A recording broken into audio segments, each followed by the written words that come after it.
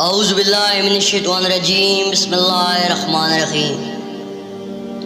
حضرت محمد مصطفیٰ صلی اللہ علیہ وآلہ وسلم نے فرمایا، حسین علیہ السلام ہدایت کا چراغ اور نجات کی کشتی ہے۔ امام علی ابن ابی طالب علیہ السلام نے اپنے فرزند کی طرف دیکھا اور فرمایا، اے وہ کہ جس کے نام اور یاد کی وجہ سے ہر مومن کی آنکھوں سے آنسو جاری ہوتے ہیں۔